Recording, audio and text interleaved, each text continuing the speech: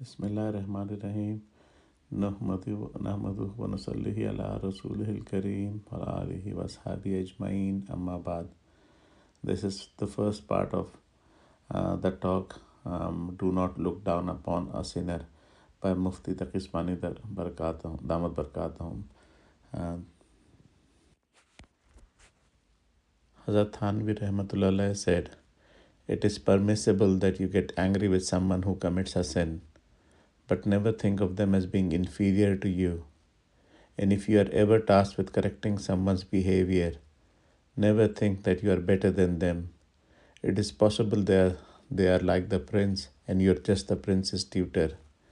If the king orders the tutor to discipline the prince, it does not mean the tutor has become superior to the prince." End of quote. It means that if a person commits some sin, then you can feel angry with them. You can hate his sin because the sin is deplorable, but never look down upon their person. This is an important balance to strike, that on the one hand you consider their sin a sin, but on the other hand do not consider them inferior to yourself. How to reconcile these two? The way to reconcile these two is that we should hate the sin, but not the person who is carrying out that sin. Meaning, we should not start hating him as a person. Similarly, hate kufr, that is disbelief, but do not hate the disbeliever. We should not. We should consider a sinner, as someone who has been affiliated with an illness. Do we ever hate someone who is sick? No. Rather, we dislike his illness, but everyone looks at the sick person with sympathy, that he has been afflicted by such a severe illness.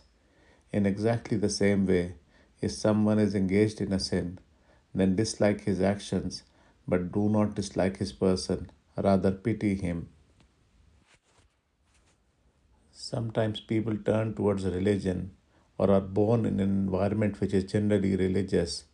When they look at people who are not so religious, who are engaged in sins, they start hating those people and start down upon them, feeling that they are better than or superior to these people. This is what the Satan wants, and that's how he deceives people, by telling them that they are better because they are pious and others are inferior because they are sinners. Therefore, always remember that you should never look down upon a person. You can look down upon his sin, but have sympathy for him because of that sin. And always remind yourself that who knows when Allah Ta'ala may grant him the motivation to repent, that is, perform tawbah, and he may become a better Muslim than you.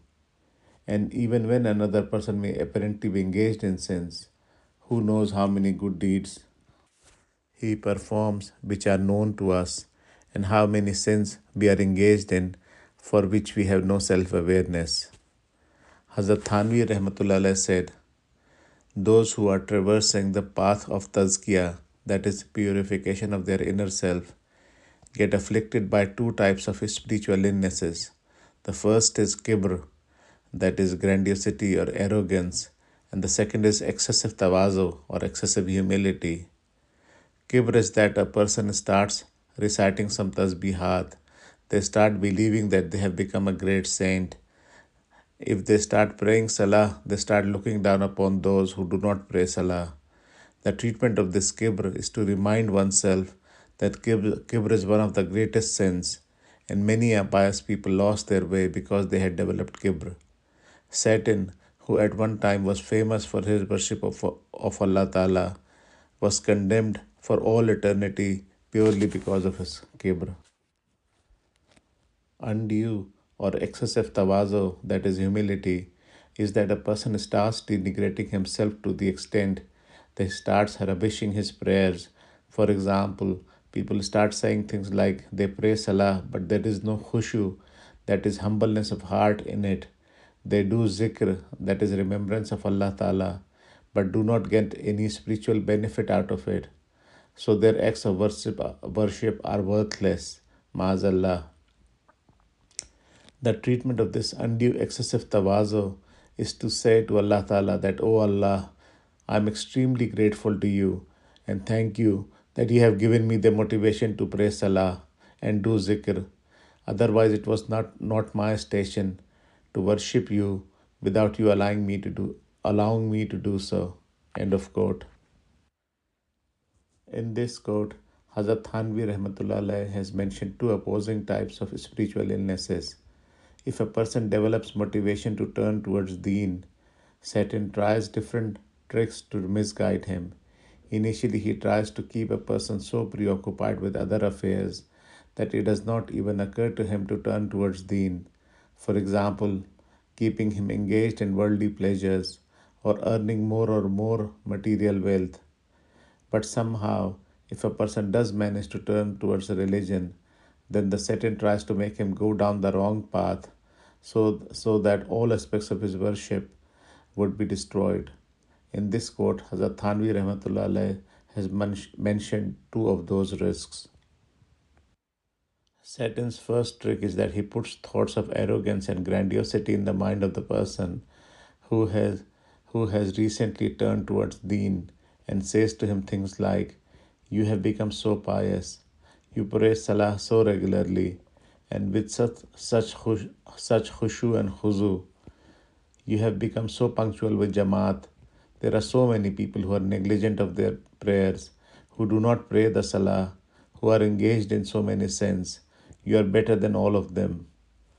If a person is not aware of his own reality, as a result of such thoughts, he starts believing himself to be superior to other people and becoming a better Muslim than other people, and starts looking down upon those people who do not pray Salah regularly. If a person is shallow by nature, his turning towards deen and starting praying regularly can put him in great danger of developing takabbur. The way of protecting oneself from such thoughts of takabbur is to keep reminding oneself that there were great worshippers before us who lost their way purely because of takabbur, that is, arrogance. The example of Satan is a case in point. The Satan used to worship Allah Ta'ala so much that he had been nicknamed Tausul Malaika, the peacock of angels. However, he started feeling proud that he worshipped Allah Ta'ala so much and developed the Kabur. When Allah Ta'ala commanded him to prostrate in front of Hazrat Adam alayhi salam, he declined and tried to make a rational argument in front of Allah Ta'ala that you have created him from clay and created me from fire. Therefore, I am superior to him. Why should I prostrate in front of him? As a result of this takabbur, he was condemned for all eternity. May Allah Ta'ala protect us all from a similar fate. Ameen.